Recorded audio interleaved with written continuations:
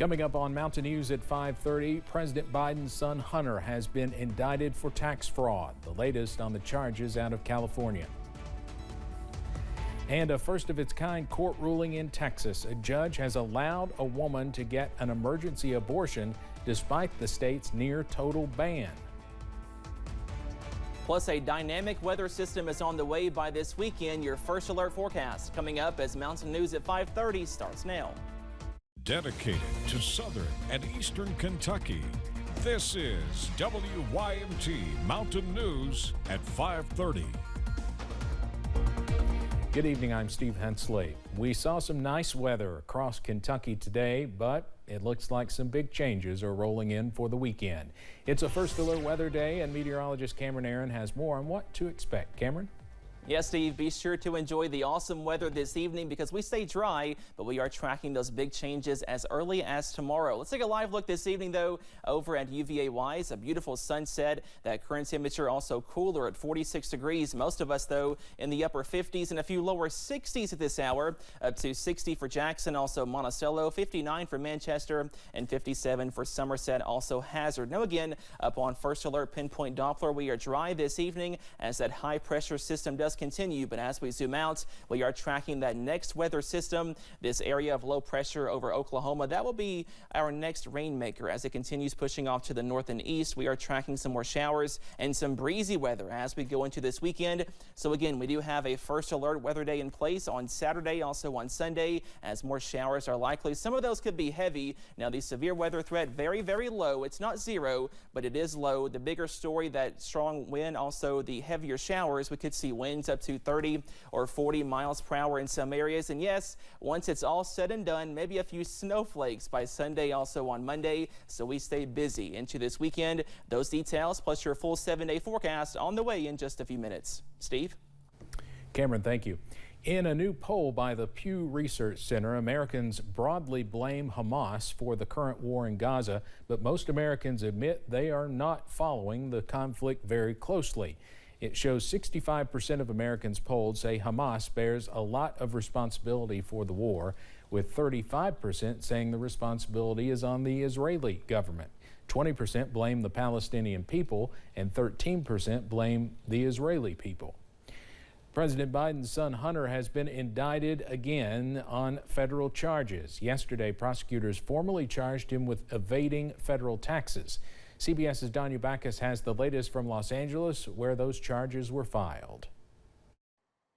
Hunter Biden, son of President Joe Biden, is now indicted on 9 counts related to his taxes. A 56-page indictment from a California grand jury lays out charges that include failure to pay taxes, filing false tax documents, failure to file taxes, and tax evasion. The president's son is accused of avoiding payment of at least $1.4 million in taxes to the IRS. The taxes have since been paid. If you willfully fail to file your tax returns, willfully defraud the IRS of certain amounts of money, and claim deductions that you are not warranted, that is a crime. So these are serious charges. The indictment alleges Hunter Biden spent this money on drugs, escorts and girlfriends, hotels, and exotic cars. The tax charges were filed here in California because Biden lived here when the alleged crimes were committed. He already has pleaded not guilty to felony gun charges in Delaware.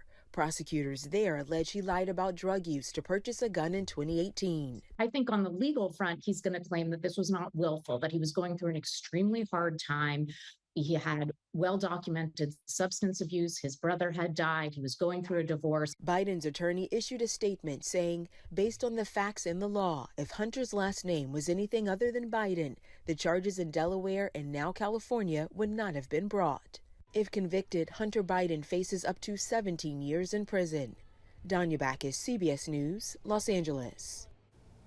Previously, Hunter Biden had been expected to plead guilty to misdemeanor tax charges as part of a plea deal with prosecutors, but that deal collapsed last summer when a judge raised questions about it. President Biden and transportation officials are planning to announce more than $8 billion in federal rail grants. The money will go toward 10 projects, all funded by the bipartisan infrastructure law. The ambitious Brightline West project is getting $3 billion alone.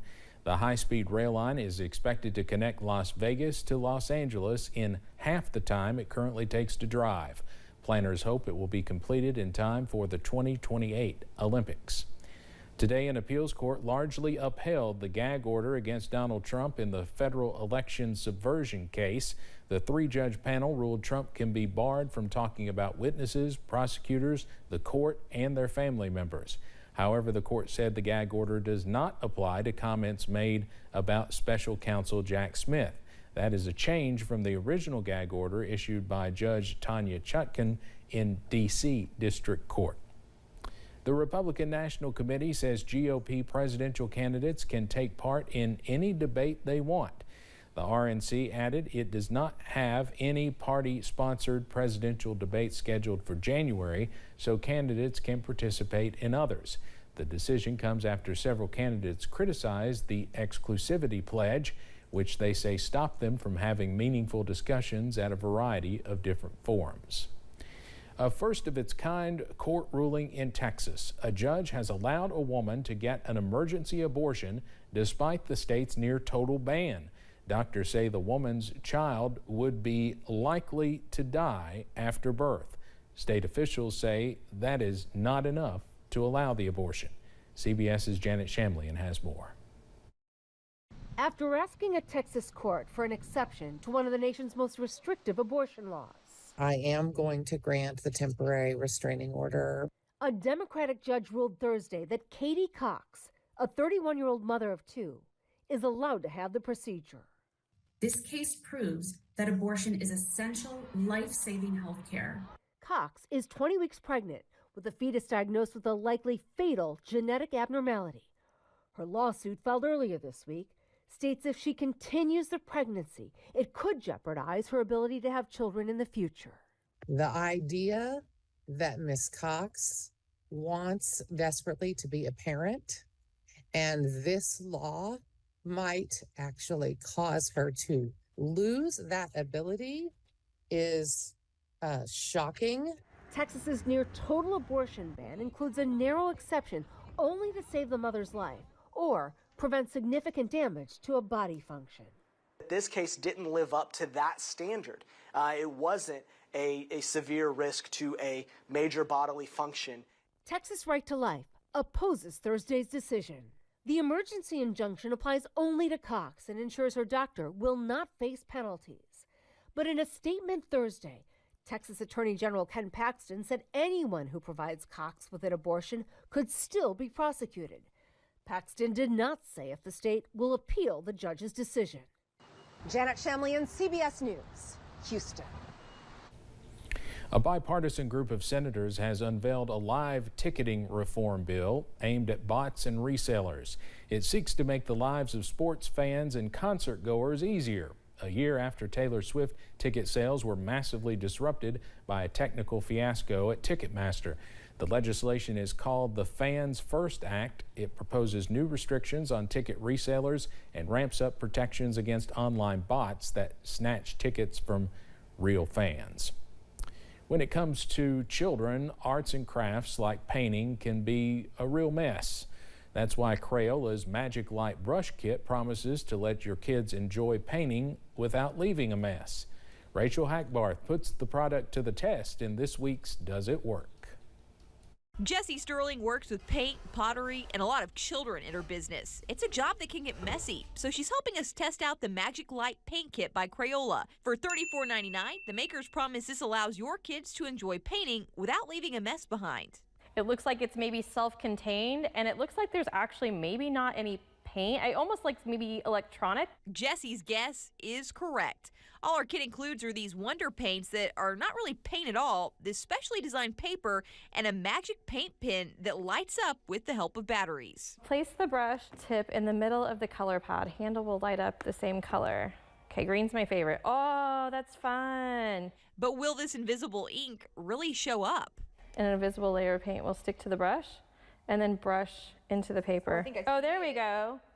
I see it. Jessie finds this kit is working, but she's not sure how. It is weird because I'm not sure what this is. It doesn't feel wet, but something's happening here. She keeps painting.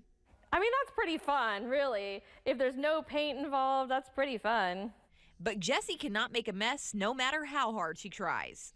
Even if I brush on my shirt, nothing happens. Jessie believes the Magic Light paint kit keeps its promise of being a mess-free way of making art and could be something both kids and their parents enjoy. It definitely works in terms of not being a mess. You could do this in the car. You could put this away immediately when you go somewhere, and it's not getting on anything. It's not painting on my table. It's not painting on my clothes. For Does It Work? I'm Rachel Hackbarth.